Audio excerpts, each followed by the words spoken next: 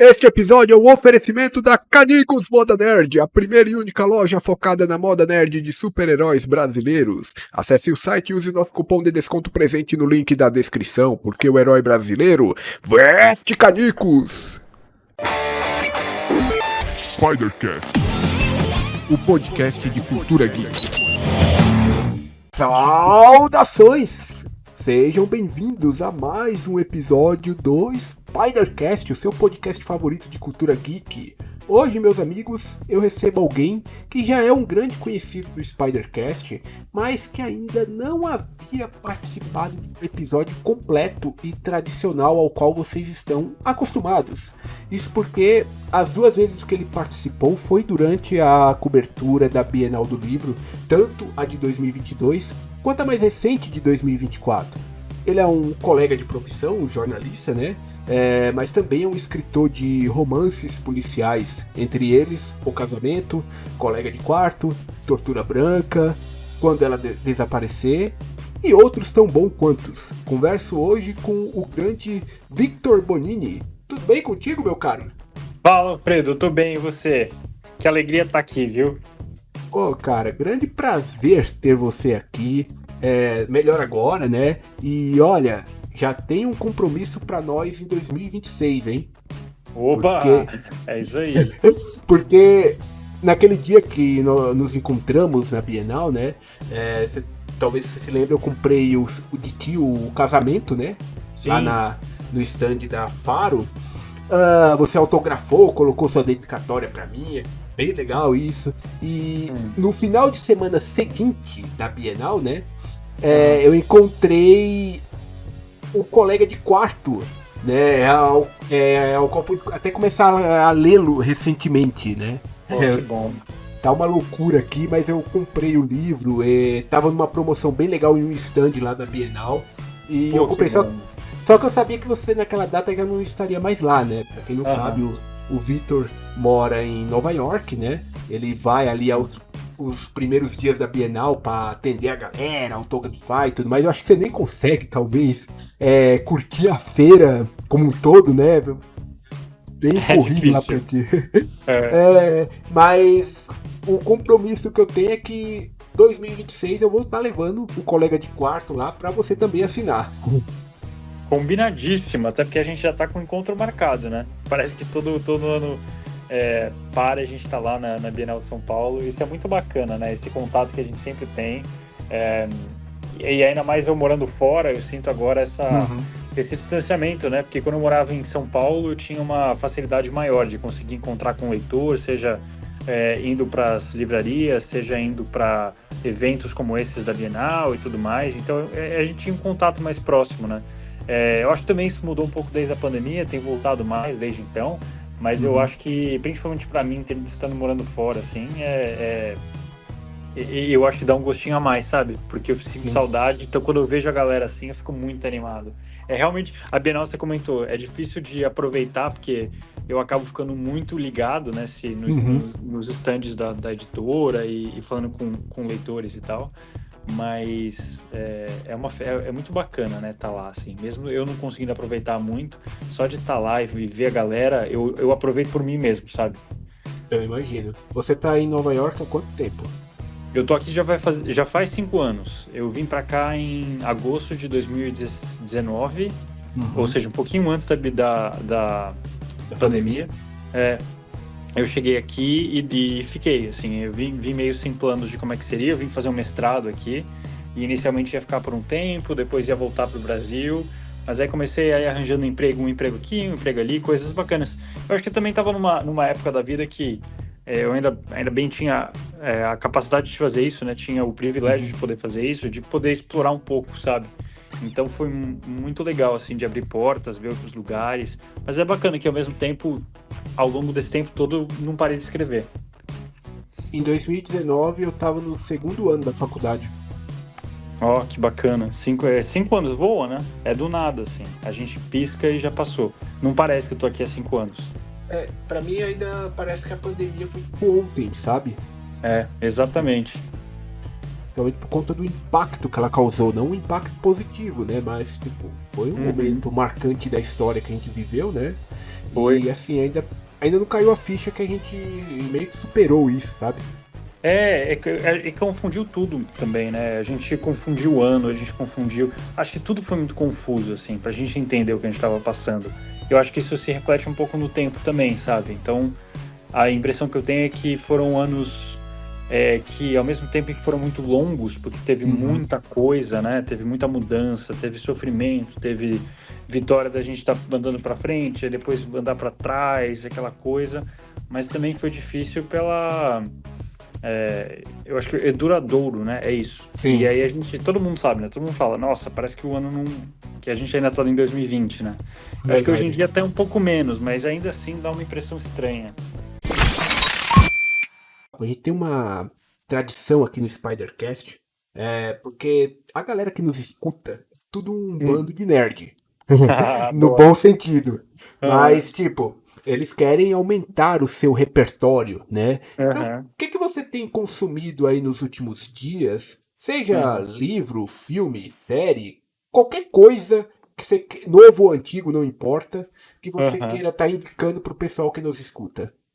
Olha, pra começar, eu sempre joguei muito videogame, assim. Eu acho que uma das Opa! coisas que é verdade, uma das coisas que mais me entristeceram, assim, entristeceram não, porque fez parte do processo, mas quando eu vim pra cá, que eu vim fazer esse mestrado, foram anos Uhum. muito corridos e eu parei de jogar, assim. E aí agora eu tô tirando um pouco do atraso, inclusive pra coisas mais antigas. Então agora eu tô jogando o Zelda Breath of the Wild, sabe, do Switch. Boa. Porque eu, Sei. não, eu tinha parado no. Gente, eu tinha parado no Twilight Princess, então faltavam uns aí pra eu correr atrás. Eu acabei até pulando depois o Uhum. Skyward Sword, né? E fui direto pra esse. E tô, tipo, me amarrei, assim, é muito bom. É, E eu tô, tipo, aproveitando cada minuto. Eu gosto de jogo longo, assim, porque aí você, Uhum. tipo, sabe, quando você para e olha, cara, você tem 100 horas de jogo, assim. Então eu tô aproveitando esse, não quero acabar, mas eu tô quase no fim. É, De série, cara, muita coisa diferente, assim. E nesse momento eu tô vendo o da Disney, o Agatha All Along, porque eu gosto muito das. Fazia tempo que eu não ficava ligado em uma série da Marvel, assim. Uhum. É, eu ia ver os filmes toda vez que saía, assim, eu tentava ver, tipo, no dia da estreia, sabe? Os da Eu Marvel. sei. Aí eu acho que o Endgame, pra mim, o Ultimato, foi o último que eu. Aliás, não, porque teve o Homem-Aranha depois dele, né? Uhum. Eu acho que o Homem-Aranha mais recente foi o último que eu fui, tipo, naquela animação, assim. Mas Também. depois eu acho que eu acabei perdendo um pouco. Eu sinto isso de muita gente, assim, no geral. Aí fui perdendo um pouco desse ânimo e tal. Vou ser até sincero, eu não vi o último Thor, eu também não vi as Marvels, preciso ver esses, mas assim, tipo, faltou um pouco de ânimo pra mim, e as séries também eu meio que parei depois de um tempo. Mas aí Uhum. eu gostei tanto de WandaVision, e agora tá nessa época, aqui fora, bom, no Brasil também, é bem forte essa coisa do Halloween, sabe? Sim. É, e aí, como é série de bruxas tal, e ligando com a Marvel, eu falei, cara, eu vou dar uma chance. Eu tô gostando muito também. Tô assistindo, tipo, quando sai eu já assisto. É, e eu acho que assim, tô tentando ir ao máximo no cinema. Essa época agora do ano, aqui fora, pelo menos, começa a esfriar, né? E Nova York faz muito frio. E aí eu acho que as pessoas mudam uma chavinha, assim. Elas param de fazer coisa no parque e tudo mais e começam a fazer coisa dentro. Então eu tô animado para pegar esse tempo aí para começar a correr atrás de umas séries que eu deixei, sabe? Passar filme também. Então é isso. É do videogame. E de livro, assim, eu tento ler sempre pelo menos uns dois, aliás, uns três ou quatro por mês, assim. Eu tô super para trás esse ano, porque eu tô trabalhando em dois livros ao mesmo tempo novos, e aí Ó. isso meio que me atrasa, assim, sabe? Porque eu acabo usando todo o tempo extra para isso. Mas, mas eu tô lendo um de uma escritora, é muito interessante. Eu não sei se está publicado no Brasil, ela chama Nossa, como que é o nome dela? Hallett, peraí que eu vou dar um googlão aqui rapidão enquanto para não falar errado o nome dela. Mas o que eu acho bacana dela, que eu tô gostando, é, é que ela faz, ó, deixa eu ver, escritora. Ela faz os livros dela, eles não são, é Janice, é isso, Janice Hallett. Uhum. Os livros dela não são prosa.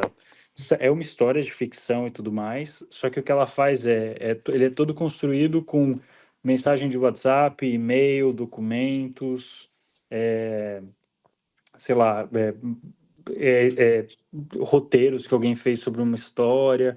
Então ela conta a história só assim, sem em momento nenhum escrever uma narração mesmo, sabe? Eu nunca tinha, quer dizer, romance epistolar nasceu assim, né? Que é aquele Uhum, que é feito com cartas e tudo mais. sim. Eu sempre achei bacana, mas é legal que esses são tipo 450 páginas disso, sabe? E eu tava curioso para saber como é que ela conseguiria, né, prender a atenção. E no começo eu senti um pouco de dificuldade, mas agora que eu tô no meio, eu tô bem animado, assim, tá bem interessante. Essas são Sim. minhas dicas. Boas indicações. Inclusive, esse ano, né, eu li o que talvez seja o mais famoso no que se diz a respeito de romance epistolar, que é o Drácula. E isso, Drácula, exato. Drácula eu li faz 2 anos também, foi bem recente. E que é justamente, né, ele é inteiro Com cartas, assim, né, em cartas. Eu acho isso tão interessante, porque a gente tende a pensar, né, que ainda mais ele que é um clássico, que a gente vai ter aquela Uhum, cena de escrita e tudo mais, e no final das contas é isso, né? É uma descrição muito. E que acho que aproxima muito do leitor, né? Porque parece que a gente está sim. contando a história para um amigo, né? A gente está lendo alguém contando para alguém. Isso é muito interessante. Até me permita aqui fazer uma correção do que eu falei aqui para de repente os guerreiros de teclados não virem me atacar, né? Aham. A gente fala romance epistolar no caso de Drácula, mas sim, não é só cartas, é mais registro de diário também, Registro diário também. telegramas, né? Mas de uma maneira geral é um romance epistolar. Foi um livro bem interessante de ler. Eu confesso Uhum. que em alguns momentos eu achei ele um pouco cansativo, né? Uhum. Mas o saldo foi bem positivo, pelo menos para mim. Uhum. Para mim também. Eu também sinto isso. Acho que em alguns momentos eu tive que parar e entender que algumas das cartas ali, principalmente as cartas, elas eram muito de uma pessoa para outra, então eles entram Sim, nos detalhes que você, né, não sente necessidade de saber sim. como leitor, assim. Então é bem como se você estivesse realmente lendo um material achado, e aí que não necessariamente todas as histórias ali vão estar, né? Tipo, não é como um romance hoje em dia que você vai escrever um romance e você fica, pô, por que que isso tá aqui? Por que que esse detalhe tá aqui? Isso não é importante e que um editor cortaria, sabe? Uhum. Mas é também bacana porque meio que reflete o gênero, né? É legal. Inclusive, inclusive, até vamos falar dele mais para frente, mas eu quero até fazer uma observação de uma coisa muito positiva que eu vi no seu livro, né? No Colega de Hum. Quarto. Ele tem 3 capítulos principais, mas Uhum. dentro desses capítulos tem subcapítulos, e os subcapítulos são curtinhos. E eu Uhum. gostei disso. Pois é. Eu adoro escrever capítulo curto porque eu gosto de ler capítulo curto também. E é Uhum. engraçado porque a gente tende a pensar que é algo meio comercial, que não me entenda mal, eu sou ávido leitor de comercial, qualquer coisa que é de gênero eu amo, de ficção Sim. científica, terror, a policial e tal. Mas eu acho que ao longo da história as pessoas achavam que, tipo, isso é meio que. Vendo de uma forma pejorativa, sabe? Tipo, isso é menor, porque você faz um texto curto para atrair e tal. Sim. Sendo que a minha principal inspiração para fazer isso é o Machado de Assis. Os capítulos, ele tem. Uhum. Dom Casmurro, por exemplo, eu não sei quantos capítulos tem, mas se você olhar, cada capítulo tem basicamente uma página só. E eu acho que isso é muito interessante, porque é como se você estivesse pegando vários relatos ou várias observações e várias cenas e colocando ali, né, Uhum. separadinhas. Eu acho que isso é bacana, porque você vai quebrando meio que, né, a linha de pensamento, e é bom, porque você acho que causa duas coisas na cabeça do leitor. Primeiro, que você dá a chance da pessoa poder parar quando ela quiser. Sim. Segundo, que uma vez que você estabelece isso, eu acho que quando a pessoa para e olha que o próximo capítulo tem só 2 páginas, ela fala, vou ler mais um pouquinho. E aí, vou ler mais um pouquinho. E nessas você, tipo, lê um montão, sabe? Uhum. Foi o que eu só parei agora de ler, né? Porque tava na hora de começar aqui a entrevista. Que Daí, bacana. gravar, mas tipo, realmente é um ritmo muito legal. E isso me lembra, cara, até pegando aqui um gancho, eu fui esses dias ler o Edgar Allan Poe, né? Uhum. Uns contos e tudo mais, uns contos bem Aham. elaborados. E aí chegou num conto de um dos detetives dele, né? Qual deles? Qual dos contos? O Assassinatos na Rua Morgue? O Assassinato na Rua Morgue. Aham, legal. E que realmente é longo, né? É uma É coisa. longo. Eu comecei a ler, comecei interessado. Chegou um Uhum. determinado momento, como não tinha a divisão do capítulo, pode parecer uma bobeira, mas Aham. eu me senti cansado e aquilo foi me fazendo perder o interesse naquela Uhum. história. E eu acabei dropando. Uhum. Eu entendo total. Eu também acho que eu sou muito. Eu acho que quando. Eu acho que eu preciso de preparação. Eu preciso Uhum. entender que o texto vai ser denso, entendeu? É, Edgar Allan Poe é um bom exemplo. Quando eu fui ler esse conto, e que é um dos meus preferidos, assim, é basicamente uma novela, né? Porque pelo Sim. tamanho dele, acho que já dá para considerar quase novela. É, o que eu curti dele é que eu fui meio que preparado, sabe? Eu Uhum. conhecia Edgar Allan Poe por ler outros contos mais curtos dele e saber por esses contos curtos como ele era. É isso, é mais denso, né? Sim. E eu acho que é uma coisa também de escritores, acho que mais clássicos também, assim Uhum. como. Enfim, acho que. Nossa, esqueci o nome dele, de inscrição de ficção científica. Gente do céu, é o. Vários deles são assim, o É. Bram Stoker no Drácula, que nem Uhum, você mesmo mencionou, né? O Oscar Wilde lá no Retrato de Dorian Gray também, né? uhum, uhum. Eles se atentam muito a detalhes, e esses detalhes, hoje em dia, talvez, Era para o leitor, Lovecraft, é isso. então, pro leitor moderno, talvez não tenha envelhecido muito bem. Aham. Eu acho que é isso. É uma vez que a gente. Ao mesmo tempo, eu comprei um livro na semana retrasada daquela escritora Sally Rooney, sabe? Uhum. Que é super, enfim, super pop, ainda mais com geração Z, o que eu acho super bacana. E ela escreve sobre, acho que dramas comuns, assim, do nosso dia a dia, e relações interpessoais. E ela é muito densa, o texto é muito denso também.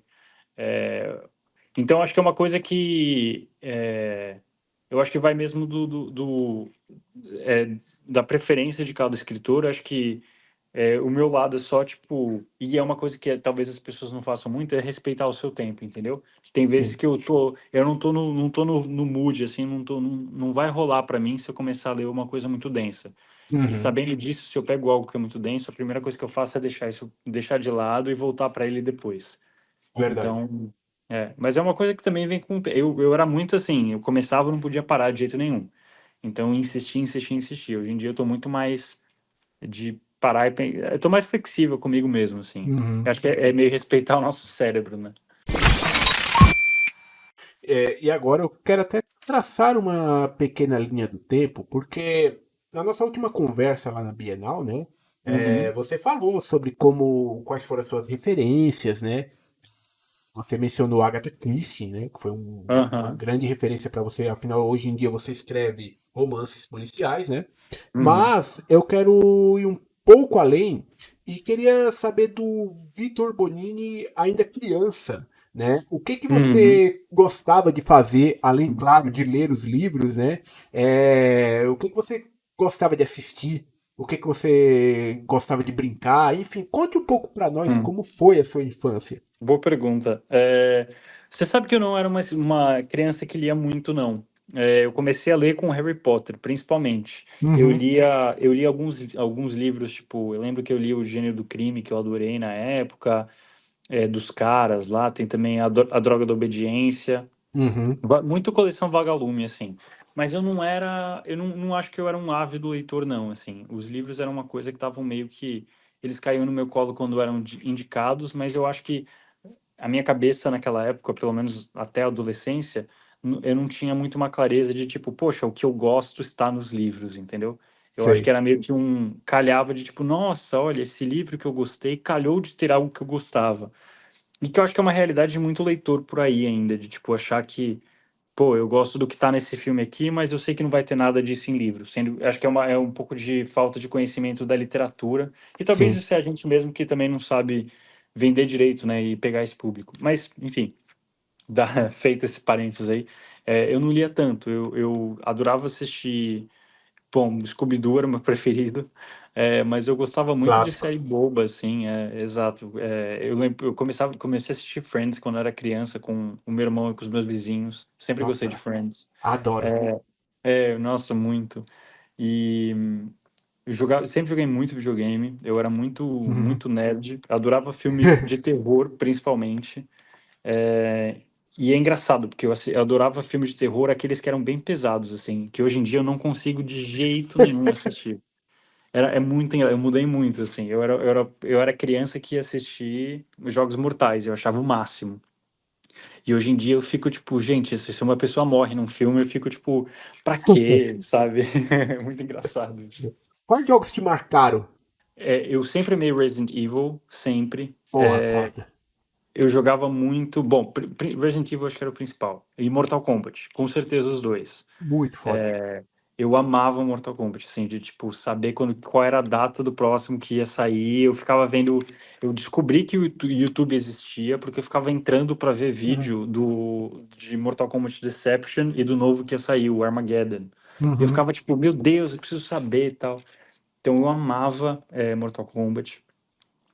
Eu jogo até hoje, assim, eu só acho que hoje em dia tá meio repetitivo e não me brilha mais os olhos como antes. Mas eu sempre amei Resident Evil, eu ainda gosto até hoje, eu acho que é uma bela junção, assim, de tipo, do terror com Uhum. ação e uma história que até hoje sabe, me engancha, assim, eu fico muito animado com jogos. Eu gostava muito de Tekken, aquele jogo de luta que era do Sei. PlayStation. Sempre gostei também, mas eu também parei. Acho que os últimos, os mais recentes, acho que eles ganharam um quê de Street Fighter, eu acho. Um quê meio que é de anime, assim, que eu não sei, eu comecei a não. Meio que me afastei um pouco, assim. E também achei que eles ficaram repetitivos. Hoje em dia Mas. tá hum, difícil curtir jogo de luta. Hoje em dia, assim, eu hum, sou um jogador bem casual de jogo de luta. Eu gosto, uhum, mas eu não sou o melhor, nem chego perto disso, né? uhum, Mas como o jogo de luta hoje ganhou uma cena competitiva muito forte, uhum. os jogos de luta, a grande maioria, são feitos para essa cena competitiva. É, Né? né? E como tá tudo interligado no modo online, né? Acabou Uhum, também aquela coisa de você ser o melhor do seu bairro. Hoje uhum. você compete com o mundo todo, basicamente. E É. aí eu não tenho chance. Eu acho que é muito por aí mesmo. Eu acho que talvez uma coisa que eu percebo também é essa.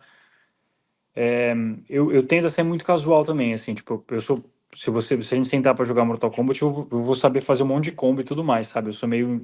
Parece que meus dedos vão sozinhos, assim, para descobrir combos. Então é meio que Uhum, uma coisa meio de muito tempo, mas ao mesmo tempo eu não sou muito de jogar online, sabe? Eu acho que minha experiência com jogar online sempre foi meio ruim, em vários uhum, sentidos, assim. Primeiro porque lá atrás a conexão não funcionava, e aí eu perdi a luta porque eu não tinha chance, porque ela tava com lag, sabe? Isso me dava sei. raiva.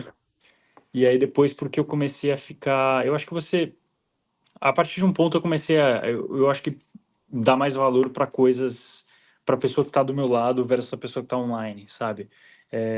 Então hoje em dia, por exemplo, eu jogo muito mais jogo multiplayer com gente que está junto comigo no offline, eu prefiro. Uhum, E eu acho que os jogos de luta começaram a desenvolver uma forma de ser cada vez mais amigável para esse jogo online, entendeu? Isso inclusive para os modos extras que são feitos, assim, e que acabam sendo muito tipo, é para você jogar isso online. E eu tô tipo, mas eu não quero, sabe?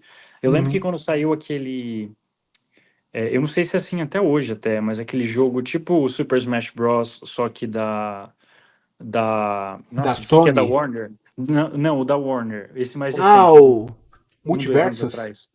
Isso, exatamente. Eu lembro que quando eu baixei ele, eu falei, nossa, beleza, vou jogar com amigos daqui.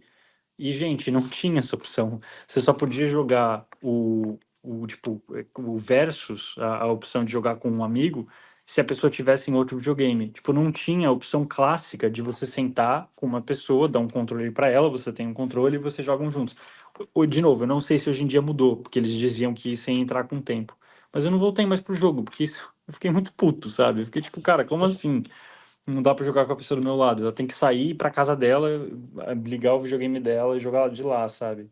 Isso me irritou um pouco, assim. E eu acho que muitos jogos de luta têm feito isso. Enfim, depois de reclamar muito no Twitter sobre isso, eu jogava esses jogos e gostava adorava Pânico, por exemplo, sabe, a franquia de filmes de terror. Uhum, Eu amava os Pânicos, eu acho que juntava meio que tudo que eu gostava, que era o medo do filme de terror com o thriller de tipo tentar correr atrás de alguém, né, de um criminoso sim. e a parte whodunit, a parte quem matou, porque o assassino sempre era um deles, né? Uhum. E então eu ficava fascinado assim, achava o máximo. E foi isso, eu acho que aí eu cheguei com 13, 12, 13 anos que descobri Agatha Christie e aí falei, é isso, sabe? O livro é onde eu comecei a me ver, assim. Então, era eu era essa criança que jogava isso. Sempre fui meio nerd, assim. Eu sempre fui a criança que, tipo, meu irmão e meus vizinhos iam jogar bola, eu ia contra gosto, porque eu ficava pensando no Uhum. jogo que eu queria jogar quando eu voltasse. Sabe? No God of War que eu ia jogar quando eu voltasse. E tudo isso, de certa forma, né, toda essa experiência, seja nos videogames, seja nas séries, seja nos livros, né, com certeza isso de alguma maneira influencia a sua escrita. Eu tô errado? Não, com certeza. Total. Eu acho que. Eu não sei como, né? Mas eu acho que a gente é uma junção de tudo que a gente já passou na vida, né? Das coisas boas, das coisas Uhum. ruins, do que a gente aprendeu, do que a gente deixou de aprender.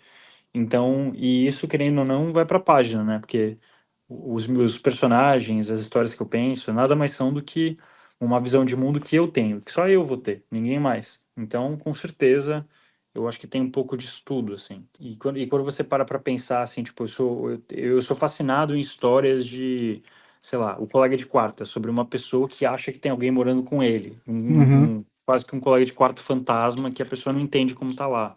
É, eu tenho outros livros, um outro livro que eu escrevi que estou finalizando agora, tem essa temática, meio que um terror doméstico, sabe? E eu sempre me vejo pensando nisso, assim.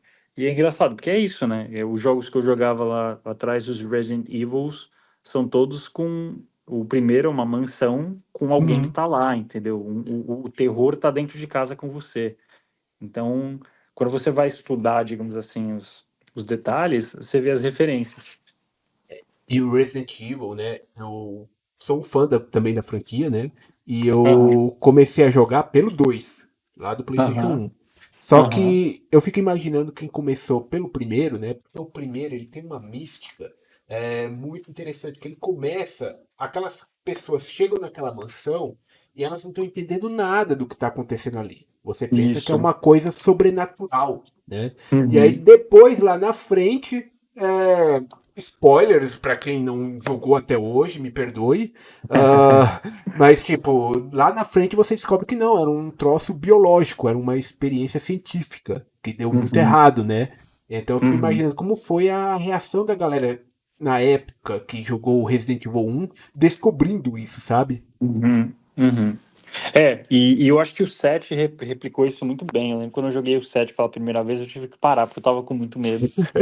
Aí eu voltei depois, mas é essa ideia também, que eu fiquei fascinado, assim, de você, sabe, quando você chega, descobre a casa, você assiste a fita da galera que chegou antes de você e que morreu, e aí você tem que seguir o caminho que eles fizeram, né? Sim. E, e, e meio que descobre que você tá na casa dos horrores, assim. Eu acho isso muito bacana. É muito Fico bom ima- mesmo. Eu fico imaginando quem jogou o 7 com óculos de realidade virtual, viu? Nossa, eu não ia conseguir, gente. Não, assim, eu Eu. até conseguiria nessa altura, sabe? Mas eu lembro que eu joguei a primeira vez, eu fiquei morrendo de medo, mas eu terminei, eu tava, tipo, no modo normal. Aí eu acho que a segunda vez que eu fui jogar, eu fui no hard ou naquele super hard. Uhum. E aí, gente, nossa, era susto atrás de susto, assim, porque morrer é muito fácil, né, nesse jogo. Muito fácil. O modo chama-se Hospício, se eu não me engano. Madhouse. Isso. Ah, Cara, mas não foi nem esse, não foi nem esse, foi um abaixo. Eu não cheguei a jogar nesse, não. Foi tipo só acho que deve ter sido só no hard mesmo. Eu não sou tão bom assim, não. Eu gosto muito, mas não sou bom, não. não, eu não sou bom, só que eu fiz uma loucura com isso na época. Hum. Porque o jogo, eu peguei ele na pré-venda. E quem Uhum. pegou na pré-venda vinha com essa dificuldade já liberada logo de cara. Ah, é verdade, era isso mesmo. Era isso. Eu fui direto nela. Puta, Eu não cara. joguei no normal, cara. Minha experiência foi direto nessa dificuldade. Puta, mas eu passei, mas eu consegui zerar. Nossa, eu fico desesperado. Eu gostei do. Eu comecei a jogar com o 2 e com o 3. Mas assim, o combinado era que eu tinha um amigo de escola que. É meu amigo até hoje, até. E a gente devia ter, acho que a gente tava na segunda ou terceira série, não sei. E Uhum. aí a gente. Ele tinha o 2 e eu tinha o 3. Quer dizer, eu acho que ele também tinha o 3, mas inclusive acho que eu comecei a jogar na casa dele. Mas aí eu jogava o 2 na casa dele e jogava o 3 na minha casa. E aí eu lembro que o 3 quando aparecia o Nemesis, eu ficava desesperado. Assim, eu adorava o jogo, né? É aquela coisa de você, tipo, você tem medo, mas isso te atrai, né? Eu Sim. era totalmente isso. E aí eu fui jogar o remake também, que assim, É. muita gente criticou. Ele é muito curto só, né? Uhum. Muito curto. E ele cortou muita coisa do original, muita Pois cena é, crucial. A primeira aparição do Nemesis no original é infinitamente melhor do que no remake. também achei. Porque aquela coisa da morte, né? Era Sim. chocante. Nossa, eu lembro até hoje, quando eu vi pela primeira vez, eu fiquei chocado. É, e é isso, eu acho que uma coisa que eu também acho é que e que me deu desespero. Eu não gosto quando os inimigos ficam me perseguindo, sabe? Aham. Porque me dá ansiedade. Eu fico assim, não, para. Apesar que no remake do 2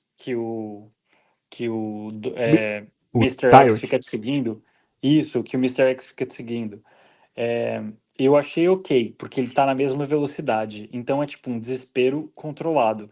Agora Uhum. no remake do 3 que ele chega em você tão rápido e você tem que de alguma forma. Cara, desculpa, eu não conseguia fazer aquela coisa de você, sabe, evade, de você, tipo, fugir do. Sei. Eu não conseguia, não conseguia. Eu me senti um idoso jogando aquele jogo, então ele chegava em mim, me matava o tempo todo, e eu fiquei tipo, tá, eu só tô com raiva. É prática. É uma mecânica. Ela, depois que você aprende, ela fica fácil. Mas Hum, no começo ela é um pouquinho complicada. Às vezes é parece até verdade. impossível. Aham. Você está ouvindo Spidercast, o podcast de cultura geek. Agora uma outra questão que eu quero tratar contigo, né? Que eu até conversei previamente com você no nosso último papo lá na Bienal, né? E como eu mencionei na nossa intro, você é um colega de profissão, você é um jornalista, né? Uhum, uhum. E o jornalismo ele meio que surgiu para ti como uma escolha, digamos que mais próxima daquilo que você já gostava de fazer. Você já gostava de escrever e você já queria escrever na época, né? Isso, já. Eu comecei a. Para mim foi muito rápido, assim, porque eu li esses livros da coleção Vagalume quando eu era criança. Harry Potter Uhum. acho que meio que fortaleceu isso, assim, de realmente me fazer querer ir atrás do livro. Eu virei uma criança que deixou de ser, é, digamos assim, passiva tipo, me dava um livro e eu lia. E com Harry Potter eu comecei a ser uma criança que ia atrás. Então, Sim. eu queria ler o próximo Harry Potter, aí conheci Desventuras em Série, conheci outros livros parecidos, assim, e que eu me amarrei, assim, comecei a ler. Aí eu descobri a Agatha Christie, e aí foi quando, tipo, o mundo virou outro lugar pra mim, porque aí eu comecei a devorar os livros, eu comprava eles em lote, assim, ainda mais a Agatha Christie, que tem mais de 80, eu comprava eles, assim, tipo, eu esperava quando, sabe, minha mesada juntava e comprava, tipo, 5 de uma vez. E aí eu ficava animado pelo próximo. Eu lia, tipo, um livro por semana. Então, eu acho que foi a primeira vez que eu realmente mergulhei em livro dessa forma e gostei tanto. E chegou numa hora que eu comecei a. Era isso, assim, eu gostava tanto que para mim era evidente que isso ia ter que fazer parte do meu futuro, sabe? Que eu não conseguia não ter ideia. Ainda mais a Agatha Christie, que acho que é muito sobre trabalhar o gênero e como você consegue inovar no gênero e como você consegue fazer, Uhum. tipo, como é que eu vou fazer um assassino mais surpreendente do que esse? Qual é a técnica que eu vou usar? E eu acho que é um gênero, portanto, que estimula muito o seu cérebro, porque você fica pensando quem pode ser o assassino, o que ele pode ter feito, como que ela vai me surpreender dessa vez. A Agatha Christie é muito boa em te surpreender. E aí acho que por pensar tanto nessas teorias, eu tinha as minhas histórias, entendeu? Porque às vezes eu errava o assassino, mas eu falava, pô, mas não seria legal se isso acontecesse também? E nessas eu fui criando as minhas teorias.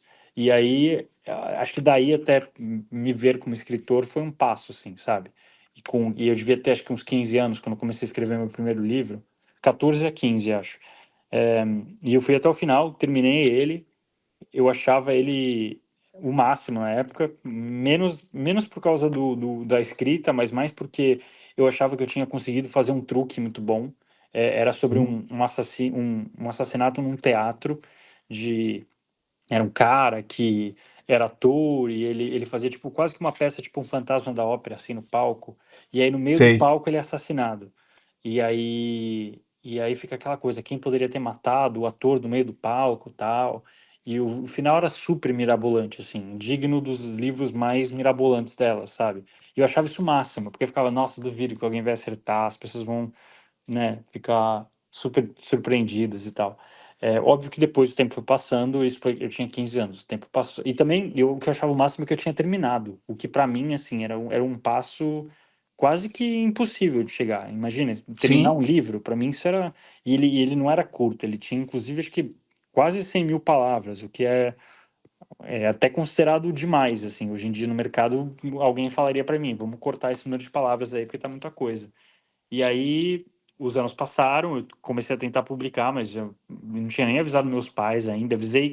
Eventualmente avisei minha mãe que leu e ficou tipo, nossa, como você escreveu isso? Tipo, mas eu acho que era menos surpresa de tipo, nossa, que gênio, e mais tipo, cara, acho que tem alguma coisa errada com meu filho, porque ele tá escrevendo sobre morte, assim, sabe? E aí o tempo passou e eu percebi que não era um livro bom, sabe? Que é, eu tava muito cru ainda, né? Assim, a gente sempre tem mais a aprender. Mas eu acho que naquela época eu tava impublicável, assim. Aí escrevi um segundo, que eu achava que tava mais maduro, mas eu também cheguei num ponto que faltava o último capítulo. E aí, na hora de escrever o último capítulo, eu falei, cara, tá tudo tão solto, sabe? As coisas não tão fortes e abandonei mais esse. E só voltei a escrever depois na faculdade. E aí, quando eu fui entrar na faculdade, eu pensei nisso. Voltando à sua pergunta, finalmente. Eu pensei, o que que eu vou poder fazer da minha vida que vai me dar a chance de continuar escrevendo esses livros? Porque é isso que eu quero fazer. É isso que eu me vejo ah, fazendo. Então, o que que vai... qual é a profissão que me dá essa possibilidade? Aí pensei, claro, em letras, inicialmente. E pensei, bom, posso fazer... Tipo, para virar autor tem que fazer faculdade? O que que faz? E aí eu percebi que ainda mais no Brasil isso não é necessariamente ligado. Você não vai para letras se você quer escrever um livro necessariamente. Essa uhum. conexão não era tão clara, sabe? Aí eu pensei, bom, então será que direito para eu conhecer leis e escrever muito e ler muito? Mas eu acho que era uma coisa muito inflexível. O direito para mim logo me pareceu algo que é você seguir o texto ao pé da letra, é você estar engessado em uma palavra, entendeu? E Sim. para mim escritor era o contrário disso, era você pegar a palavra e fazer o que você quiser com ela. E aí foi pro jornalismo, porque o jornalismo, logo eu aprendi, era você contar as histórias só que do dia a dia. Então, em vez de eu pensar em algo para escrever sobre algo, sobre o passado, etc., eu estar reportando no hoje. Eu estar escrevendo um livro sobre o que está acontecendo agora, um pouquinho a cada dia. Então, e no final foi uma escolha boa, porque acho que é muito isso mesmo, assim. Todo dia eu conto uma história diferente, às vezes elas se repetem, mas elas são justamente, e nisso você pode falar junto comigo, Alfredo, você que é jornalista também, é Uhum. isso, né? É a gente pegar essa matéria-prima e transformar ela em história. E eu acho que uma das coisas mais legais do jornalismo, e é uma das coisas que, pelo menos assim, no meu redor, quando eu estava estudando, eu vi que o pessoal tinha meio que uma surpresa quando percebia isso, ou até deixava de entender isso, né? É que o jornalismo você escreve não para você, você escreve para os outros, né? Uhum, Que é o básico da leitura de qualquer tipo de obra que você vai escrever, né? Quando você escreve um livro, por mais que seja a sua história, você está escrevendo para que outras pessoas leiam, né? uhum, uhum, E lá você vai aprender a técnica para escrever de uma maneira clara e objetiva, e que seja interessante para os outros. Então, uhum, é o curso que eu mais imagino que tenha esse pensamento da escrita, sabe? uhum. Faz sentido, e eu acho que eu vejo isso muito no dia a dia, assim. Eu acho que quando me comparo com o modo de produção meu e de outros colegas autores, e também quando me comparo, inclusive, com editores dentro das casas editoriais, Uhum. eu percebo essa diferença mesmo, porque eu acho que a gente já está preparado. Então, quando vão falar para mim, por exemplo, eu tive uma reunião esses dias de feedback do livro, e a reunião era. Eu tava percebendo como as pessoas estavam cheias de dedos, assim, sabe? De tipo, olha, a gente talvez tenha que mexer nisso e mudar isso aqui, fazer aquilo. Uhum. E eu percebi como, né, a gente está super acostumado. Aí você nunca vai publicar o texto que você escreveu inicialmente, Sim. porque Primeiro que não vai nem tá bom, né? Não existe. A minha cabeça não é mais inteligente do que a de todo mundo junto. Então, quanto mais gente Sim. contribuir, melhor. E a gente está acostumado com isso. Texto é isso. Texto a gente vai mexer, a gente faz uma vez, apaga, faz de novo, etc. A gente está acostumado com esse dinamismo da palavra. Enquanto que outras profissões não. As pessoas acho que tendem a pensar que você vai escrever e aquilo é meio que quase escrito em pedra. Você não pode mudar. Ou então pensar em mudar pode ser um ataque pessoal a você, sabe? Uhum. E a gente está acostumado com esse, não, vamos editar, vamos tirar, vamos colocar, Total. né? É Então, difícil você ter o chamado texto final. uhum, Às vezes acontece. E uhum, quando acontece é muito legal. Porque você fala, porra, eu mandei bem. uhum, Mas na grande maioria das vezes, você vai escrever um texto e muitas vezes você vai olhar, nossa, vai sofrer ali uma boa alteração. Coisas que você escreveu que você achava que era importante vão ser cortadas, né? uhum, O famoso, talvez você já ouviu essa frase, né? Corte pelo pé, porque você uhum, escreve uma matéria jornalística, tem toda a questão do lead, né? Que os primeiros parágrafos são os mais importantes aham, e os últimos os que você normalmente vai cortar caso precise, né? caso precise, exato. É uma frustração que acontece principalmente com o iniciante, né? Ele começa e Aham, fala, porra, o cara mudou meu texto, não tem mais nada do que o da minha cara naquele texto. Irmão, aham. se acostuma. Segue o jogo, é É, assim é. mesmo. É assim mesmo, exatamente. E é isso, é você também aprender a escrever para o outro, porque é, eu acho que escrever é meio que 50-50. Ele é um pouco para você, porque afinal de contas é uma arte muito é, solitária, né? E Uhum. também muito, acho que terapêutica, de certa forma, porque você resolve muita coisa no texto que tem a ver com você, né? Afinal, Sim. é tudo seu, não tem colaborativo nenhum. Então, nesse ponto, é você escrevendo para você mesmo. Mas todo mundo que escreve para ser publicado está escrevendo para alguém ler. Então, é isso que você falou. Eu acho que a gente está preparado para escrever para um leitor de jornal, para alguém que vai assistir na TV a nossa notícia, etc. Faz com que eu, como escritor, também perceba que ó, alguém vai ler isso aqui. E eu vou pensar na cabeça dessa pessoa o que ela vai querer ler, né? Porque senão, acho que também vira uma. Pelo menos é o meu objetivo escrever para essa pessoa gostar. Como foi a sua experiência, tipo, no primeiro ano de faculdade, primeiro semestre, ou os dois primeiros semestres, né? Porque sempre que entramos num curso superior, né, pode rolar duas coisas. A Uhum, primeira é você se identificar e se apaixonar pela profissão, né? uhum, A segunda é ter um momento de dúvida, né? uhum. Você começar a pensar, tipo, putz, será que eu fiz a escolha certa? Como foi para Total. você esse início na faculdade de jornalismo? Foi total a pessoa da dúvida. Eu 100%. Eu não sabia se eu tava. Porque assim, eu tenho. A minha paixão principal é contar histórias Uhum. e eu acho que é me sentir útil em momentos importantes que eu preciso comunicar. As entranhas, acho que os detalhes do jornalismo não necessariamente me interessam tanto. E uma coisa que eu acho que no primeiro ano da faculdade que rolava era meio que o deslumbramento desses alunos que amam os detalhes do jornalismo e eu não era um deles. Então, para mim, era uma coisa muito assim, tipo, sabe? Tudo bem, eu tenho que fazer esse texto, eu fazia.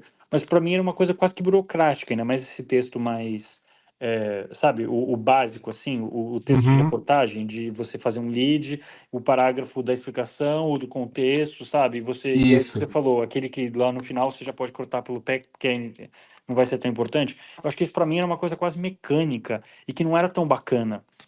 Eu acho que faltava para mim as duas coisas que eu hoje em dia eu percebo que era o que eu gostava, o de me sentir útil ou então de ser criativo.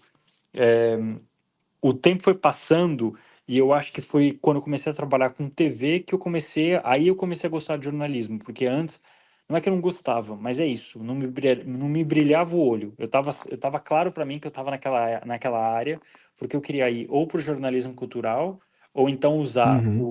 as habilidades que eu estava aprendendo na faculdade para ir para escrever livro. Aí eu comecei a trabalhar com TV. Aí fez muito mais sentido para mim. Eu acho que alguma coisa sobre a linguagem da TV, de ser tão visual, e também de você estar.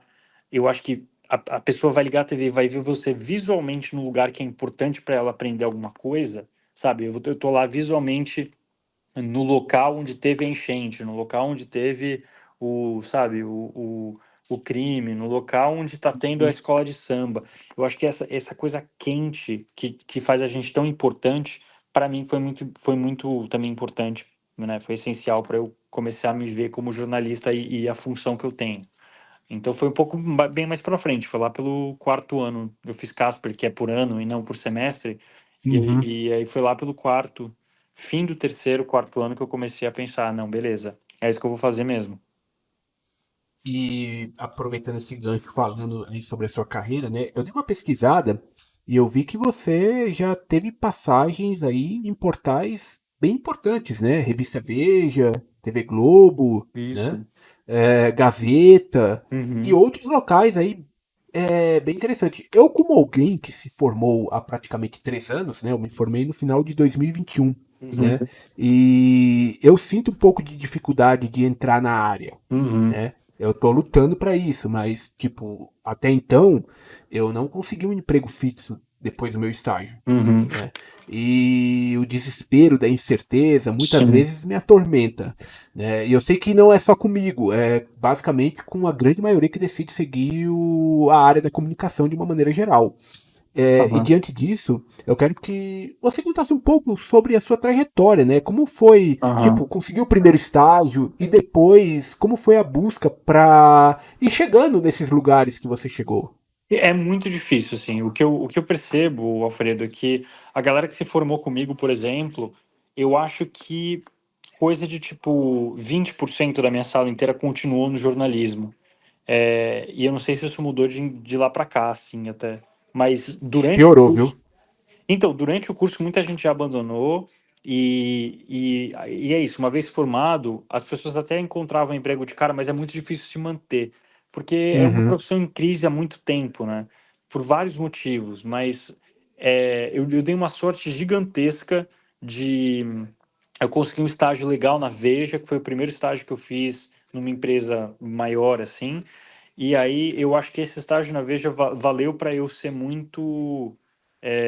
Eu acho que pesou no meu currículo para quando eu fui tentar o estágio na Globo. E aí, uma vez que você vira estagiário na Globo, as coisas ficam bem mais fáceis, porque eles têm uma tradição muito de recontratar os estagiários de antes, mas é muito difícil entrar depois. Então, eu comecei a fazer carreira com eles lá e basicamente é a isso que eu acredito assim como o mais importante. É, então foi por aí, assim, mas é muito complicado. Eu vejo isso por todos os meus amigos que eu me formei em 2014, então faz 10 anos agora. Nesses 10 anos aí, eu vejo muita gente a cada ano desistindo mais, mas por causa dessa dificuldade, assim. Eu acho que é muito. É um gosto agridoce, né? Da gente gostar da uhum, profissão, mas de ser tão difícil de conseguir alguma coisa. O que eu te diria para você, tipo, manter, conhecer, tentar, acho que cultivar os contatos que você teve durante o estágio uhum. e, e é isso que eu falaria para todo mundo, porque no final das contas, uma coisa que eu sou péssimo em fazer networking, péssimo em chegar e pedir emprego. Nossa, cara, eu tive que tratar isso na terapia, sem brincar, de tão ruim que eu sou disso. Mas cada vez mais eu percebo o quanto isso é importante para as pessoas conseguirem principalmente vagas, assim, porque acho que no fim das contas, quando as pessoas vão contratar alguém, elas ficam naquela indecisão, tal, quem que vai ser? E aí elas acabam escolhendo a pessoa que elas já conheceram antes. Sim. Então, mas é complicado. Eu acho que é, é também a gente fazer o que a gente gosta. Então, sabe, tipo, a gente está falando aqui, você está fazendo isso, é um material muito bacana que, se você parar para pensar do ponto de vista de alguém que vai contratar, é um material bacana que você está fazendo. Mas também eu acho que é bom porque a gente assim faz o que a gente gosta, né? E um dia pega essa vaga relacionada com isso, né? Atualmente eu faço um freela, né? Uhum, E é um freela que é o que até então tem me sustentado aí, pagado minhas contas. Só que uhum, assim, é um negócio muito, como é que eu posso dizer, incerto. uhum, Tem meses que é bom, não vou nem dizer bom, tem meses que é razoável aham, e tem meses que é péssimo, né? E desde 2000 principalmente 2023 que eu tenho procurado algum trampo na área, né? Uhum. Literalmente, eu não consigo. Eu tava até comentando esses dias. Nós estamos aqui gravando esse episódio em outubro de 2024, né? Uhum. E esse ano, tudo que eu consegui foi uma entrevista. É muito difícil. E nem era lá grandes coisas, só pra, só pra deixar Uhum. claro. O Uhum. serviço nem era grandes coisas. Mas foi a única coisa que eu consegui esse ano. Foi uma entrevista que sequer me deu um retorno. Né? É, eu não tô querendo ir pra uma bad vibe aqui, nem nada do tipo. É só pra Não, mas relatar mesmo. eu acho que e é importante isso, porque a gente tem essa ideia também de que, né, a vida das pessoas e as carreiras são fáceis e que vão deslanchando. E é isso, acho que é Uhum, importante a gente falar disso. É, eu, bom, sei lá, eu acho assim, eu tenho eu dei muita sorte esse tempo todo de ir arranjando vagas. Depois que eu vim pra cá, que eu mudei pra Nova York, eu fiz um mestrado aqui e comecei a procurar uma para ir para outra área daqui ou ficar no jornalismo, mas eu comecei a trabalhar com uhum, documentários também. E eu passei, tipo, os últimos 4 anos na mesma situação de ficar, tipo, procurando, procurando, procurando, procurando, e é só silêncio. E sim, é uma das coisas mais desesperadoras, não é? Tipo, sim, foram, assim, anos que eu passo, é aquela coisa, né? Você passa momentos que acho que só você sabe, e que é essa bad vibe mesmo. E a gente precisa assumir isso, porque senão a gente fica com esse papo de tipo, ai, e é assim que é a vida, e é assim que é o mercado, e é assim que você precisa fazer, meio papo de coach, sabe? Que é uma sim, grande sim. mentira. Eu acho que todo mundo que eu conheço, não sei se é a nossa área, mas acho que é todo mundo. Todo mundo que eu conheço já passou por isso, então vai passar. E é muito difícil. Eu acho que a gente, só com essa empatia da gente falar disso e entender a dificuldade de cada um de nós, é que a gente consegue tratar isso da forma justa, né? Não sei. É, e até para desmistificar uma coisa que eu vejo muita gente falando, né? Às vezes o pessoal fala, não só no jornalismo, mas em qualquer área, né? Ah, Uhum. não, vá até as redações, bate na porta deles Aham. e peça trabalho. Assim, eu costumo ir em eventos, sempre que tem Aham. esses eventos tipo Bienal do Livro, Aham. Brasil Game Show que teve recentemente, né? Eu tenho contato direto com essas pessoas. Eu Aham. já fiz pedidos para elas, eu tenho certeza que eu não sou o único. Muitas pessoas também fizeram pedidos diretos para essas Uhum. pessoas, alegando suas situações. Eles também não têm espaço para contratar todo mundo. Ah, Né? É um mercado, como você mesmo disse, que é um mercado que está muito cansado que ultimamente. diminui, né? Que diminui a cada Diminui. dia, assim. Então, é isso. Acho até que é meio que uma impotência, às vezes, assim, de. Tipo, você quer ajudar porque todo mundo tá nessa situação, sabe? Mas, tipo, eu acho que você tá impotente de não conseguir contratar ninguém, e aí e a outra pessoa tá, tipo. É isso. Desesperado às vezes, né? Desesperada, e você também, que acho que os mercados de trabalho, né, ficaram muito, sucatearam muito no geral. E o Uhum. jornalismo especialmente, porque é uma área que a gente começou perdendo para vinda de rede social, para vinda da internet, perdeu depois para rede Uhum. social, perdeu para o fato de que as pessoas começaram a duvidar do que a gente escrevia e Sim, publicava. Então, é assim, triste. é muito. É ataque de todo lado, assim, né? Eu lembro que um dia desses, cara, eu costumo receber jogos das empresas Uhum, e eu posto review desses jogos no site onde eu fiz estágio. Né? uhum. Eu ganhei esse espaço lá, é um espaço muito legal, eu tenho feito isso desde 2021. Pô, que bacana. Ah, um dia desses eu postei uma review num grupo lá de amigos, né? Que eu fiz. E uma das pessoas. Aí, tipo, era uma review que eu fiz positiva em cima de um jogo, Aham. né? E em cima de um jogo que estava sendo criticado por outras pessoas. Aí na hora a pessoa já perguntou assim: E aí? Puxando o saco da empresa para ganhar joguinho na próxima? É Eu falo: difícil. Não, cara, tem nada a ver, mano. É isso, é que é uma profissão que todo mundo vê, né? Todo mundo vê tudo. Então, tipo, alguém vai lá e vê o dia a dia inteiro de um enfermeiro, sabe? Ou então de um engenheiro, não vê. E a nossa vê, Uhum. porque a gente escreve para o outro, né? A gente é o 100% É, a comunicação com todo mundo, com as massas, com o público nichado, com todo mundo. E aí, uma vez que você se expõe tanto como a gente se expõe, é isso, né? Todo mundo acha que pode falar o que quiser sobre a gente. Uhum. Uma dúvida rápida, você comentou que você tinha escrito esses dois livros anteriores, né? Uhum. É, por mais que você hoje em dia não aprecie tanto o resultado, mas existe alguma Hum. chance de alguém poder pelo menos acessar esse material, ou sei lá, no futuro, retrabalhar esse material para um lançamento futuro? Olha, por enquanto eu não tenho esse plano, porque eu acho que eles foram livros que se fecharam no que na ideia deles, e eu Uhum, não acho que elas são tão fascinantes hoje em dia, assim. Eu acho que elas cumpriram uma função que era me ensinar a escrever, eles foram o meu ensaio geral para a partir dali eu uhum, virar, enfim, começar a publicar livro. É, e eu acho que foi isso. Eu acho que é um capítulo meio que fechado, porque eu realmente acho que eles são muito imaturos, sabe? Ah, sim. Eu acho que seria meio que um serviço com o meu próprio trabalho, ainda mais a partir do momento que Uhum, você começa a meio que virar, que você começa a pensar em você mesmo como autor profissional. Eu acho que a sua obra tem que ser coesa, assim. E eu não sim. gostaria de publicar algo que alguém lesse e falasse, nossa, mas isso é bem pior que os outros, né? Sabe? Tipo, acho que isso me daria acho que seria ruim, assim. Eu vejo mais como um material de curiosidade para saber, tipo, talvez até deixando bem claro, olha, foi aqui que tudo Uhum. começou, sabe? Uhum. Bom, quem sabe um dia. Eu acho assim, hoje eu tenho pensado muito sobre o futuro e para onde vai minha obra, ainda mais porque faz 4 anos que eu não lanço nada. E aí, nesses 4 anos, eu tenho tentado, acho que o máximo possível é escrever mais, mas também pensar para onde eu vou. E, Uhum. e eu acho que é um momento muito desse, para mim, assim, disso, de pensar para onde estou indo, qual vai ser o meu próximo passo. E aí eu acho que isso acaba não englobando, sabe, tipo, esses detalhes do passado. Então, quem sabe um dia, eu acho que por enquanto não tenho planos, mas principalmente por causa disso, porque eu acho que quem lê os meus livros espera meio que alguma coisa ali, e esses livros eu acho que não tem esse alguma coisa.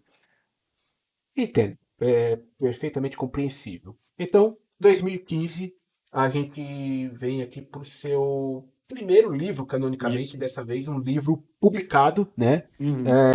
Inclusive publicado pela Faro Editorial, que é onde eu vejo que está a grande maioria dos seus livros, né? Isso, isso. E primeiro vamos falar um pouco da história, porque nessa história você introduz o detetive Conrado Bardelli, né? Uhum. Que assim como grandes autores de romances policiais têm os seus detetives, né? O próprio Agatha Christie tem lá os seus detetives, Aham. né? Você também faz essa construção desse personagem. Isso. Na época que você construiu esse personagem, você já fez ele pensando que ele seria tipo, digamos, uma saga, né? Que ele estaria Uhum. presente em outras histórias suas? Eu não sei, porque olha só, em tese não. Esse detetive, o Conrado, ele já estava no meu primeiro livro, aquele que eu escrevi com 15 anos. Só que ele era Uhum. muito mais caricato, ele era muito mais um Poirot, tipo da Agatha Christie, ou então um Sherlock Holmes, Sei. na figura de tipo um cara que é sozinho e que é dura, tipo não durão, mas que é muito rígido e muito, acho que aquele que faz aquelas, né, apurações e chega a soluções tipo bizarras assim só com pensamento. Ele era isso. A diferença é que o Poirot tem o bigodão e o Conrado Bardelli, meu detetive, tem a Uma barba. barba. Exato. E isso tava para mim naquele livro inicial lá, o primeiro livro que eu escrevi. Quando eu fui escrever o segundo livro, que é o que eu também não publiquei, ele estava lá também, mas eu acho que ele começou a ganhar uma figura um pouco mais forte na minha cabeça como uma pessoa normal, porque o segundo livro tinha um pouco de caso de traição e tudo mais, e eu acho que quando você chega em casos Uhum. mais reais, assim, mais sobre pessoa, você é obrigado a tratar os seus personagens de uma forma mais real. Então, eu acho que quando eu fui escrever O Colega de Quarto, e que inicialmente nem ia ter detetive, mas depois eu pensei, ele poderia ir na casa do detetive para explicar e tudo mais, e essa pessoa que vai investigar. Quando eu cheguei nesse ponto, eu acho que o Conrado já estava um pouco mais formado na minha cabeça. E aí eu acho que foi fácil, porque ele é muito. É como se eu já tivesse ele de antes, ou seja, aquele detetive meio rígido, inflexível, com cara de Poirot mesmo. Só que aí eu falei, quer saber, eu vou dar o meu twist, a minha virada, né, a minha marca registrada nesse detetive ele vai ser todo assim, mas ele é o cara mais empático que eu já conheci na vida.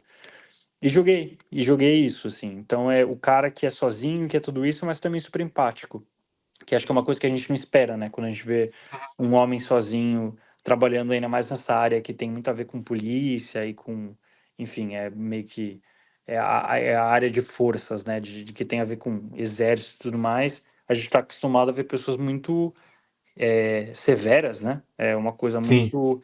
E eu queria que ele fosse o contrário de tudo isso. O cara que não vai ser o detetive no ar, não vai ser o detetive que, sabe, é justiça acima de tudo, vai ser o detetive que se importa com as pessoas. Então, eu acho que uma vez que eu pensei isso, ele meio que. E acho que a cada livro ele vai ganhando um pouco mais de cor, assim, sabe? No primeiro livro, eu acho que ele ainda tá um pouco mais travado, um pouco mais. Tá lá para cumprir uma função. Uhum. Mas a partir do casamento, eu acho que ele vai. O Conrado vai ganhando essa coisa, ainda mais porque no casamento foi o livro que eu falei, quer saber? Eu vou brincar com ele de todas as formas possíveis, assim. Então, Uhum. ele tem um resfriado, ele erra o tempo todo, ele acha que ele chegou à conclusão, não chegou. Aí, quando elas apareceram, eu falei, vou tentar matar ele, sabe? Então, assim, acho que. E aí, no Tortura Branca, ele tá de novo como uma pessoa que está no meio da pandemia e que quer investigar um crime, mas ele não pode, porque ele tem asma e se ele sair de casa ele vai morrer. Então é uma pessoa que está no grupo de Uhum. risco, ou seja, completamente é, débil, digamos assim, de saúde, né? E que precisa tomar cuidado, senão. Ou seja, colocando quase todos os obstáculos possíveis, porque acho que isso que a gente faz, que faz um herói ser bacana, né? Ser legal. É você colocar as vulnerabilidades dele, porque aí ele consegue também subverter o jogo, ele ganha desses obstáculos, né? Passa por cima deles e chega até o objetivo final dele. Então, essa é a história do Conrado para mim, assim. E é interessante porque o último livro que eu escrevi com ele foi o Tortura Branca, que foi o mais recente meu publicado, que foi em dezembro de 2020. Desde então eu tenho trabalhado em 2 livros e eles não têm o Conrado. Acho que ninguém sabe disso ainda, viu? Você é a primeira pessoa que eu Olha falo. aí. É, mas Spoilers ele. dos próximos lançamentos. Exato, exatamente. Mas são 2 livros que não têm o Conrado, o que não significa que eu estou abandonando ele, mas eu acho que são livros que são, é, acho que mais experimentais, assim. Ainda é romance policial, mas que eu queria sair um pouco dessa fórmula que eu já tinha criado com ele. E que eu gosto muito, e assim, eu sei que as pessoas também gostam, mas eu falei, quer saber, eu vou dar um tempo pro coitado descansar. Engraçado, né, que essa característica dele ter asma, né, é uma coisa que tá desde o primeiro livro, que você fez lá em 2015, né, Uhum, e uhum. casa perfeitamente com o cenário da pandemia, né. Uhum. Tem tudo a ver, e que eu acho que eu exploro isso no primeiro, ele tá mais lá como, acho que um detalhe para fazê-lo mais real, digamos assim. Sim. No casamento é primordial, e só depois você descobre por quê, mas basicamente é porque ele é muito parceiro de uma pessoa que tem asma também no segundo livro, e isso é essencial para a trama. Não vou falar mais nada porque senão é spoiler. E Ah, ótimo. aí, e aí no terceiro livro também tem um pouco disso. No quarto, quer dizer, o quarto seria o Joelma, que não tem Conrado também não, porque é meio que terror ali. É a área que eu saí meio que pela tangente e comecei a escrever outra coisa. Mas no Tortura Branca, que é o quarto dele investigando, ele cai como, é isso que você falou, como um grupo de risco. Então, eu acho que eu tentei explorar o personagem da melhor forma possível em todos eles.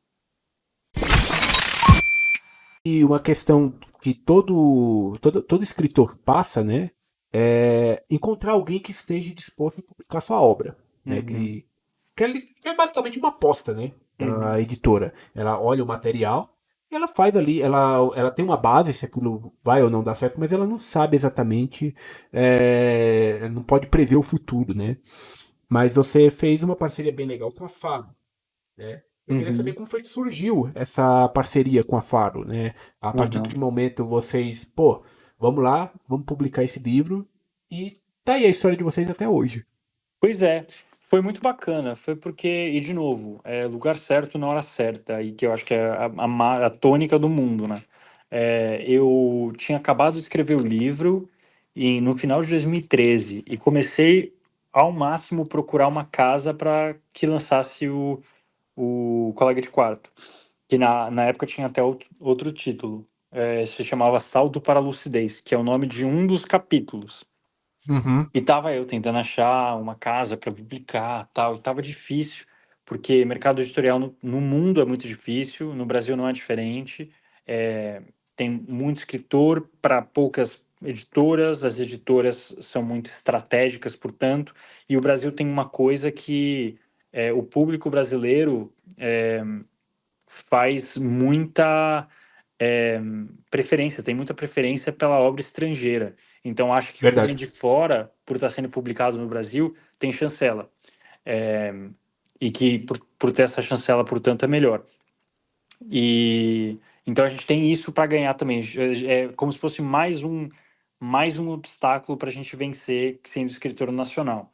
Então o que aconteceu foi que eu tendo tudo isso, falei, vou tentar achar uma casa.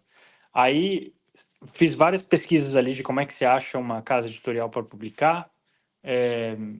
E basicamente o que eu aprendi com as pessoas que falavam na internet, principalmente a Laura Bacelar, que é uma escritora que é muito específica, assim, ajuda muito autores novos a fazerem isso, a acharem casas, era de tipo, ver qual que é o seu, descobre qual que é o seu gênero, eu sabia que era romance policial, descobre quem é o seu público-alvo, eu sabia que ia ser um jovem adulto para adulto, mas principalmente adulto, porque as histórias são adultas, mas eu sabia que adolescentes iam ler. E Uhum. aí, você sabendo tudo isso, vai para uma livraria e vê lá quais são os livros mais próximos do seu e quais são as editoras que publicam esses livros. Então, eu fiz lá uma listinha de todas as editoras que publicavam livros parecidos com os meus. Com o meu, né? No caso, com um colega de quarto. Aí, fui para casa e joguei lá na internet para ver todas elas, se e como elas aceitavam o original, que é como a gente chama um livro que não foi publicado ainda. E comecei a disparar. Mandei lá para Record, mandei para a Companhia das Letras, mandei para Deus e o Mundo. Recebi alguns nãos, mas recebi uma onda gigantesca de silêncio, assim. Sabe, Uhum. ignoraram completamente. E foi assim pelo ano todo. Eu sabia que era complicado, sabia que não ia ser fácil, porque acho que uma vez que você começa a pesquisar sobre isso, a coisa que mais vem de resultado é a dificuldade que é lançar um livro no mundo inteiro, mas principalmente no Brasil. Então eu coloquei na cabeça, vai demorar mesmo, e é isso. Enquanto isso, eu vou pensar no livro 2, vou pensar no livro 3 e tal. Isso foi quando eu comecei a lançar, assim, jogar o livro para todo mundo, foi início de 2014, aliás. Eu só fui ouvir uma resposta mais ou menos positiva em novembro de 2014, no dia que meu cachorro morreu, por sinal, eu lembro disso até hoje. Caramba. Que um editor, que é o Pedro Almeida da Faro, me mandou uma mensagem falando: Oi, li seu texto, li o livro, né? Eu lembro que eu tinha mandado para ele, tipo, no meio do ano, ele não respondeu por vários meses. Aí eu cobrei, mandando: Oi, tudo bem? Só para checar se você recebeu. Aí ele respondeu nesse dia, em novembro de 2014, falando: Oi, li aqui, tô achando legal. Aí eu fiquei: Nossa, nunca tinha recebido nem resposta direito, recebi uma resposta positiva. E aí isso foi, tipo, sei lá, no fim da tarde. À noite ele mandou um outro e-mail falando: tô gostando muito do que eu tô lendo e quero marcar uma conversa com você.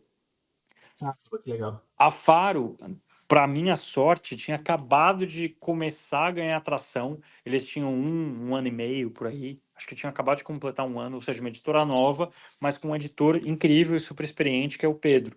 E ele falou, e aí a gente foi conversar e ele falou assim: eu tô querendo achar escritores nacionais desse gênero para investir neles. Então é isso. Mandei na hora certa. É isso, estar na hora certa, no momento certo, e a gente lembrar, né? Porque se eu não tivesse, eu esses dias me lembrei disso. Se eu não tivesse mandado um e-mail cobrando ele, falando: Oi, tudo bem? Você recebeu o e-mail que eu te mandei? Se eu tivesse deixado aquele primeiro e-mail morrer, eu talvez nunca teria conseguido esse contrato. Então, uma vez que a gente publicou o Colega de Quarto, que foi o primeiro, eu já estava com a porta aberta lá na casa para lançar o segundo, o terceiro, o quarto. Então Uhum. foi bem bacana.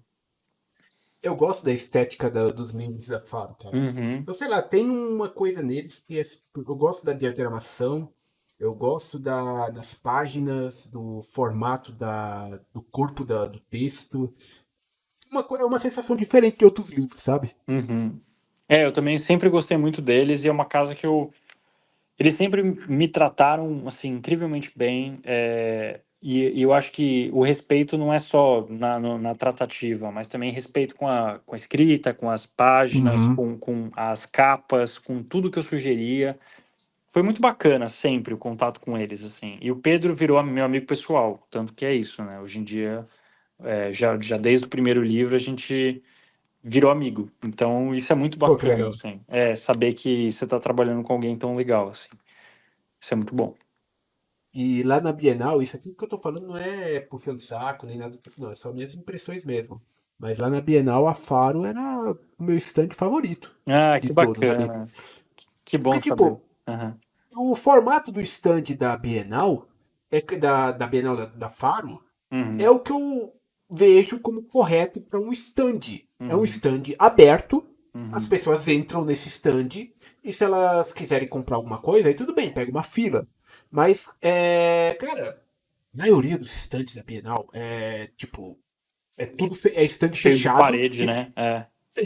e pra você entrar você tem que pegar uma puta de uma fila pra, tipo, você chegar lá e olhar pro stand. Né? Aham. Você nem sabe se você vai comprar alguma coisa lá dentro. É só para você entrar, você pega a fila. Isso pra mim é, sei lá, É eu não vejo difícil. isso como algo bem organizado. E a Faro não, era um stand gostoso. Você entrava, era um stand movimentado, mas você era livre para entrar nele. Todo É, aberto, né? todo aberto, né? Autores como você e outros lá também disponível ali para atender a galera. Tipo, foi o meu stand favorito de toda a Bienal, cara. Eu Uhum. gosto dessa organização deles. Que bom. Que legal. Eu também gosto muito. E que bom que isso se refletiu aí na galera que foi. Você está ouvindo Spidercast, o podcast de cultura geek. Eu quero primeiramente agradecer você mais uma vez, né, por ter cedido esse tempo para vir aqui trocar essa ideia aqui comigo. Eu espero que para ti tenha sido uma experiência tão boa quanto foi para mim. É Ah, algo super diferente foi. do que é lá na Bienal, né? Que é uma coisa Aham, mais rápida, né? Mais dinâmica, né? Que é um pouco aham. mais descontraído, o papo vai fluindo, né? Mas eu acho legal e eu sempre dizer, pô, uma hora tem que trazer o Boninho pra cá e que bom que finalmente deu certo, né? Pô, nem diga, exato. Vou deixar aqui o microfone aberto para você fazer sua divulgação, onde a galera pode te encontrar Uhum. nas redes sociais, onde a galera pode acessar seu trabalho, comprar seus livros. Cara, o microfone é seu. Oba, cara, eu queria muito te agradecer, Alfredo. Primeiro porque assim, a gente já tinha se visto e se falado e acho que e se dado muito bem naquela Bienal de 2022. Então, acho que eu já Verdade. senti um gostinho, foi bem legal lá. Adorei te rever agora na de 2024 e um prazer imenso pra mim estar aqui.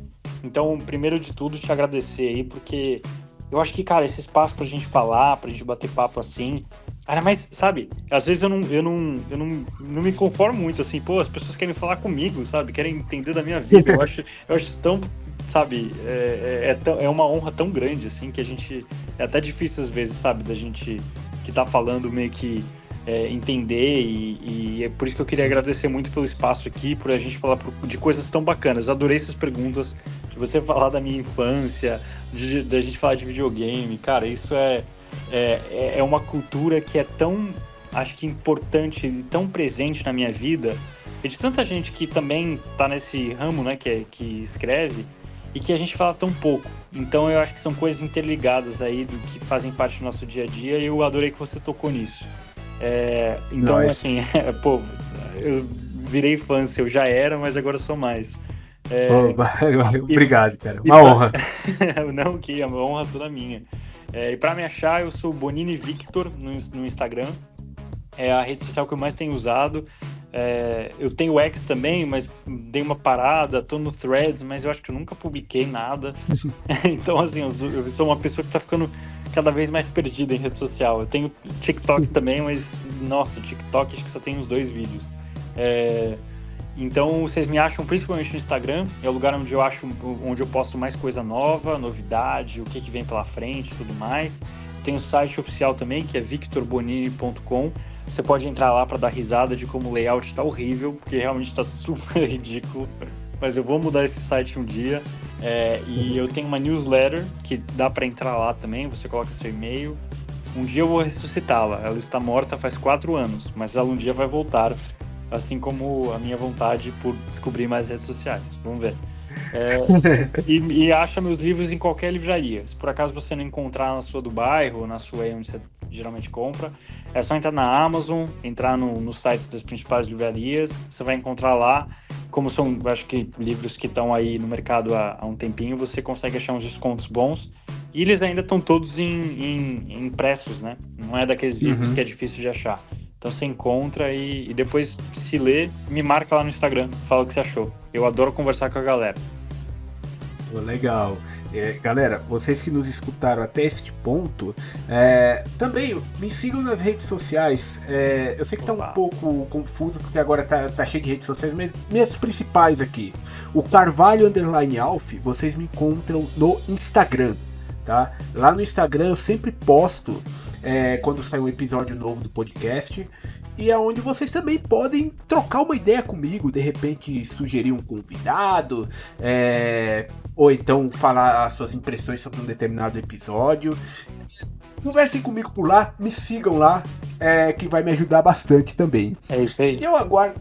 Eu aguardo vocês novamente na próxima edição do Spidercast. Até lá! Falou, gente! Você escutou Spidercast, o podcast de cultura geek.